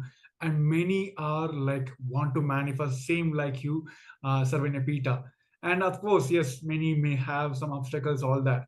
And you also have gone through that, and you're manifesting. So what is the like one thought you want to tell those like who are facing that, okay, they're facing, okay, I'm facing the obstacles. So what is the one step you want to suggest them to, okay, take this step, then you will move forward? Always the intention. Have the intention and have immense will to even make it happen. Yeah. So really the intention matters, and then also take action steps. Yeah. Okay. Okay, wonderful, wonderful, Ma. Is there anything else that you would like to share with our viewers? Anything about Swamiji that you would want to share? And what would you want to, as you had mentioned, I'm sure that you are a parent yourself. What would you like to mention to all the parents out there who have kids, and especially they want their kids to excel? And I guess the best way to do that is to bring them to Swamiji. So, what would be your message to all the parents out there to enrich their kids also? Yes. So my kids, they are attending the Igurukul, and the space they have since they attended the Igurukul is just amazing. They do asanas where I needed lots of time, and they just do it, and they see other kids how they do the blindfold reading, and it's like for them it's like, okay, I can do that too. And so it's a really beautiful and peaceful space where they can experience themselves without any judgment, without any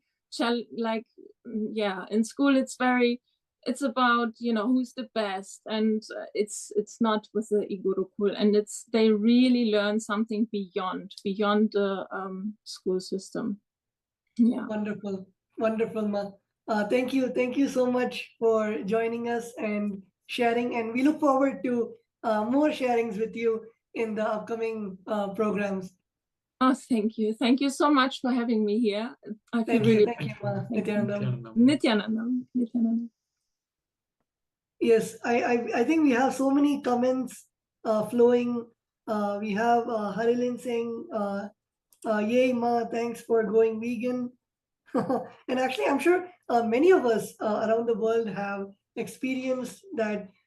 Even the desire for non-vegetarian food, or even when you start when you're randomly scrolling on social media and suddenly you see a picture, instead of feeling it as delicious, you start understanding it is really an animal which we are just using as a snack. So yes, Martina had actually shared a beautiful experience, and yes, we have just a few more moments for the darshan today. So we'll be moving on to today's preparation for the darshan. So before we begin, I request all the viewers watching us live on the various platforms such as YouTube, Facebook, and other platforms, and also on Zoom, all of our Paramashivoham participants. You can call all your family and friends for the darshan today to experience darshan of Lingamurti, and we'll now be entering into the preparation for today's darshan. So I request everyone to please come and settle down. Please make sure that your cameras are turned on and you are in your cameras.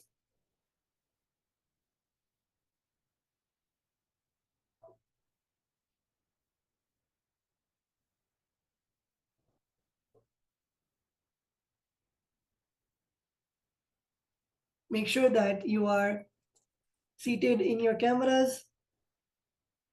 Wonderful.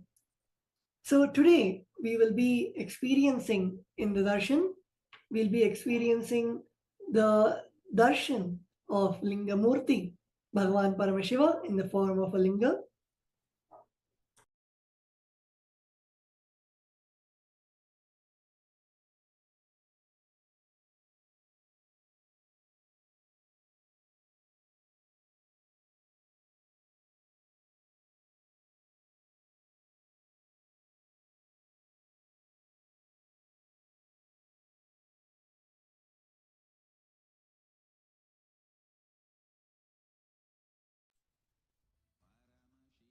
Yes, so today in the darshan preparation, let us see how to migrate to the Pitruloka. Especially today, we have just in a few hours, we have the Maheshwara Puja also coming up today. We'll be having the Maheshwara Puja, and which is after the darshan. So in the darshan also, let us see how we can migrate to the various different lokas. Migration is one of the greatest freedom human beings have. Not only you are empowered to migrate to different countries, you are also empowered, hardwired to migrate to parallel universes, different lokas. The one glimpse of any parallel universe, you will have an irreversible enlightenment. That is the best part of having the parallel universe experience. The moment the consciousness is empowered to access and exist in the parallel universe, in other lokas, in the vertical time zones, no force in this Bhuloka, the planet Earth, can torture you or suffocate you. That is the best part of migrating ourselves into the higher lokas and have the experience and have the same enlightenment experience, the irreversible enlightenment experience. It is irreversible, permanent empowerment. So that is the best thing we're going to have manifest today. This multiple universe or the planet exists. The Pitruloka is true. So when you have the physical body, you carry the Karana Sharira, the casual body, and you leave the physical world and reach the Pitruloka. The Pitruloka is part of the Swargaloka. So we may have like, okay, questions like, okay, how long does one reside in the Pitruloka? So after your death, after you leave your body, till you achieve the ultimate mukti, the liberation, you are going to reside in this Patraloka. During this time, you need to be given Shraddha, the Pinda Tarpana, the periodic ritualistic offerings by your descendants. Only then you'll be able to, you can at least in the Pitraloka. Not receiving the Pinda Tarpana affects the journey of the soul in the further worlds. So that is why by Hindu tradition, like all the the like sons and daughters of the passed away people, they do the darpana to help their ancestors to pass through their other lokas easily. So that is why this whole tradition is being revived. And today we all have a wonderful, I would say, opportunity to offer this to our ancestors, to this Maheshwara Puja, because the Supreme Pontiff of Hinduism himself is carrying out this and bless all the souls and liberate all of them from all the like karmas, incompletion, and the struggles they are having, and help them pass through this higher loka easily. Yes, so we have also the various Hindu scriptures that talk about going to the various lokas. Purva Mimamsa reveals about the higher lokas and the method to manifest them through the kriyas. And Uttara Mimamsa reveals the science, all knowledge.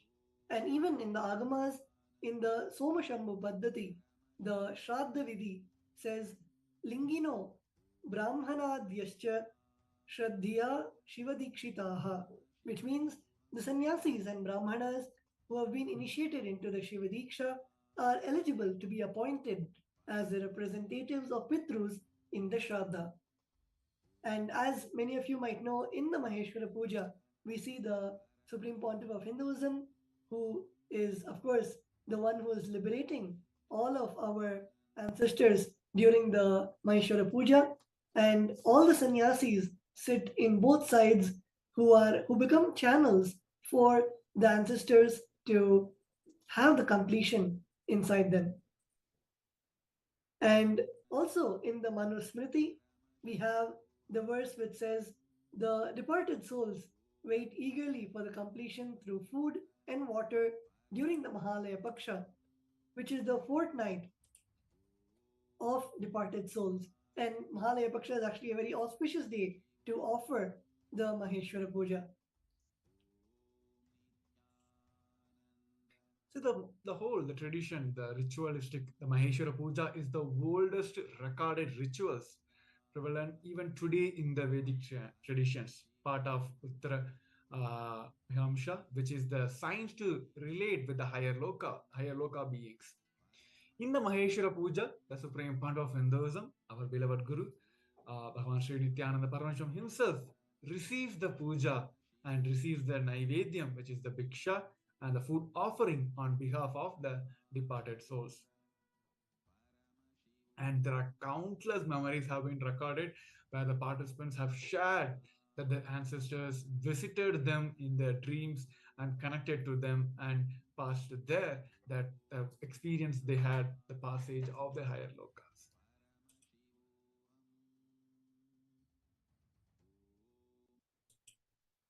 Yes, so with that, we have seen the signs of going to the various lokas, the science which is the age-old science which is there in the Vedas and Agamas, where Swamiji, with the grace and blessings of our beloved Swamiji, were able to receive these truths as a practical science, not just which is there in the Vedas, but today we are able to transcend into the various lokas, experience the various lokas. So once again, we will shortly be entering into the darshan meditation, and I request all of the viewers to call all your family and friends, and let's get ready to receive the darshan shortly. You can call all your family and friends, and literally, most of us have seen the travel between lokas, maybe in sci-fi movies or as a fiction, but now as a science, the Supreme Pontiff of Hinduism is revealing this to all of us.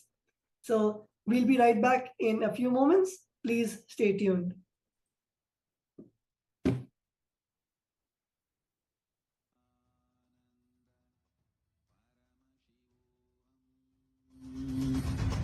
Om Nityananda Paramashivoham. Om Nityananda Paramashivoham. Om Nityananda Paramashivoham. Om Nityananda Paramashivoham. Om Nityananda Paramashivoham. Om Nityananda Paramashivoham. Om Nityananda Paramashivoham.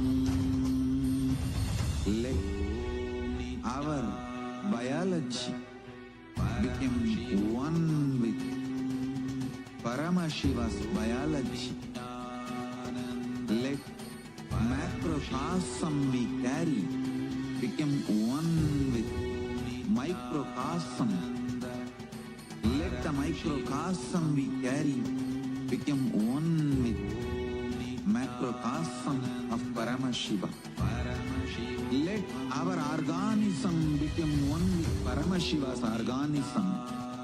Let Paramashiva's organism become one with our organism.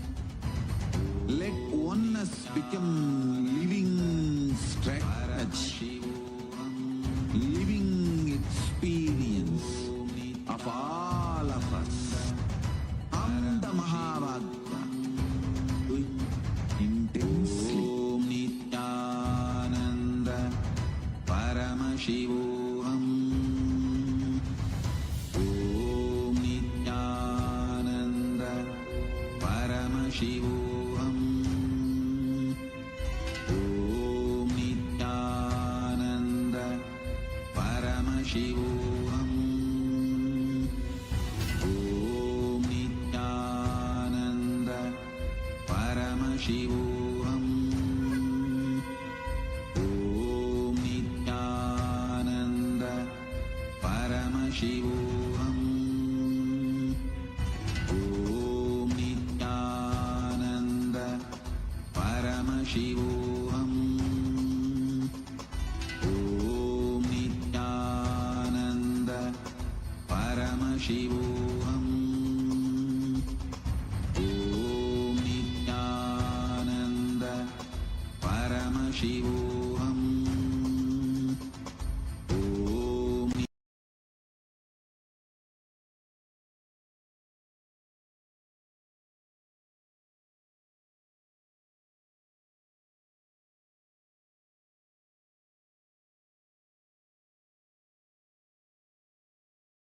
I remember one beautiful incident. One day I was reading a sutra from these Patanjali Yoga Sutras. He was explaining about the Samyaman Kurmanadi. Kurmanadi is a energy, special energy flows in your body.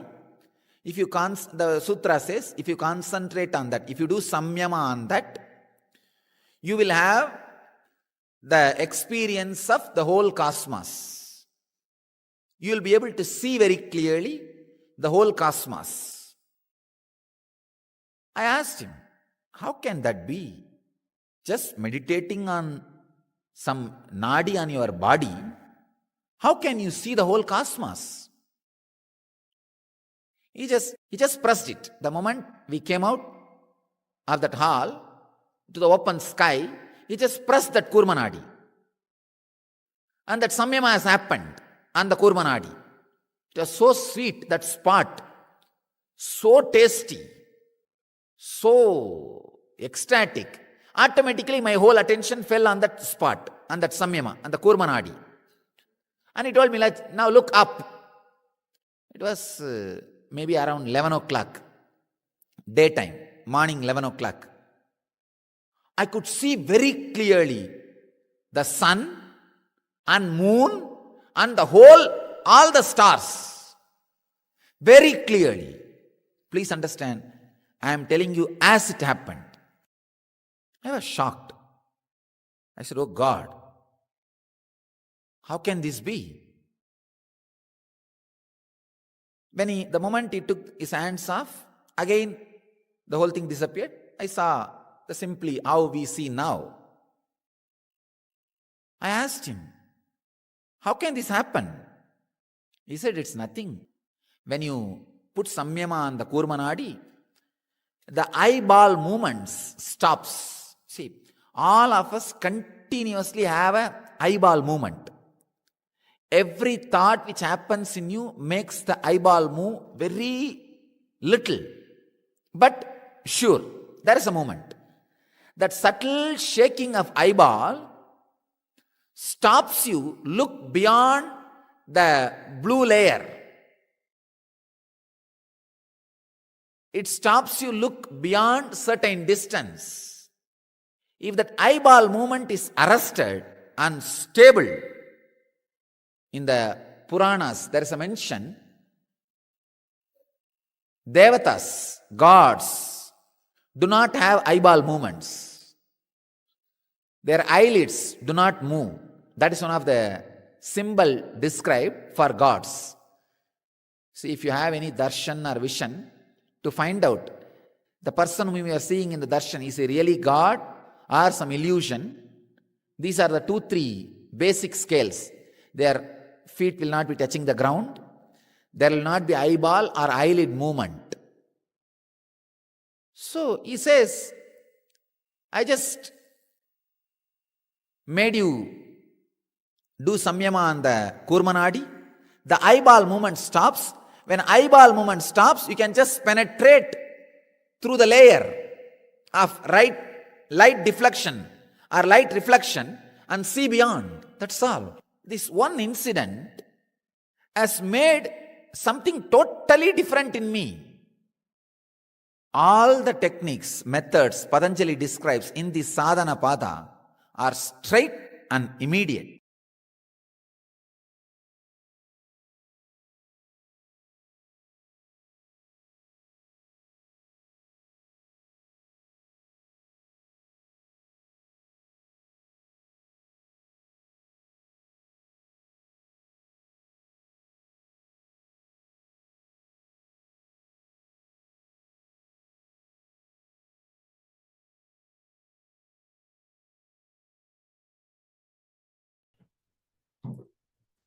Nityanandam.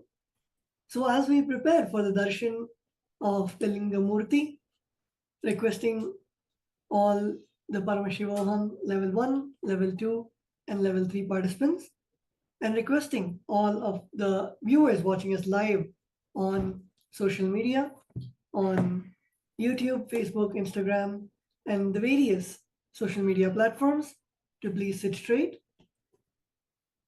As beautifully the Supreme Pontiff of Hinduism shared about the Linga Murti as the one who is having the 5 faces, the faces of Satyojata, Vamadeva, Tatpurusha, Aghora, and Ishana.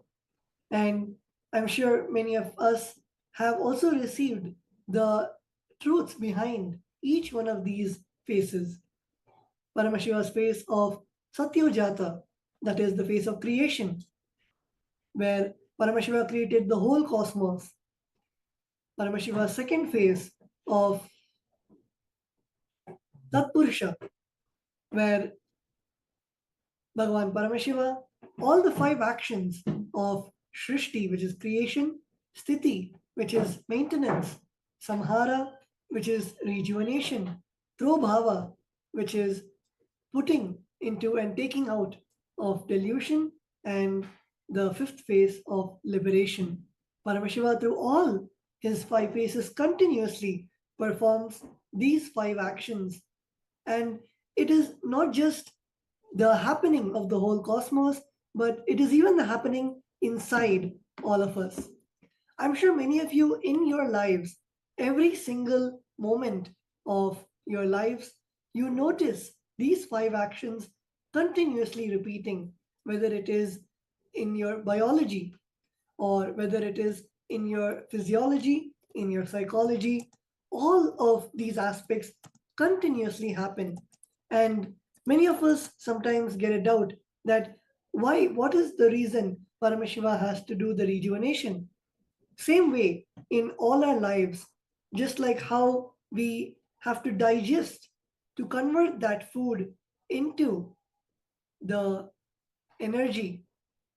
Same way, Paramashiva rejuvenates the whole cosmos into making that as energy, making the rejuvenation, the virtuous cycle happen continuously.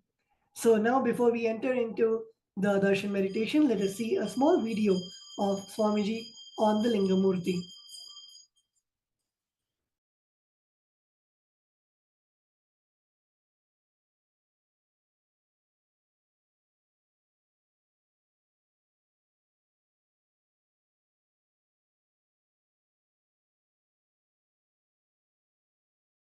I remember one beautiful incident.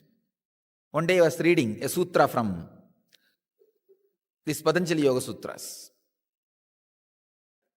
He was explaining about the Samyaman Kurmanadi. Kurmanadi is a energy, special energy flows in your body. If you the sutra says, if you concentrate on that, if you do samyama on that, you will have the experience of the whole cosmos. You will be able to see very clearly the whole cosmos. I asked him, how can that be? Just meditating on some nadi on your body, how can you see the whole cosmos? He just pressed it. The moment we came out of that hall to the open sky, he just pressed that Kurmanadi. And that Samyama has happened on the Kurmanadi. It was so sweet, that spot, so tasty, so ecstatic. Automatically my whole attention fell on that spot, on that Samyama, on the Kurmanadi. And he told me, like, now look up. It was maybe around 11 o'clock, daytime, morning 11 o'clock. I could see very clearly the sun and moon and the all the stars. Very clearly. Please understand, I am telling you as it happened. I was shocked. I said, oh God, how can this be? The moment he took his hands off, again the whole thing disappeared. I saw simply how we see now. I asked him, how can this happen? He said, it's nothing. When you put samyama on the Kurmanadi, the eyeball movements stops. See, all of us continuously have an eyeball movement.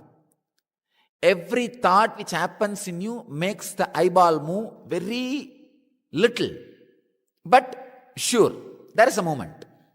That subtle shaking of eyeball stops you, look beyond the blue layer.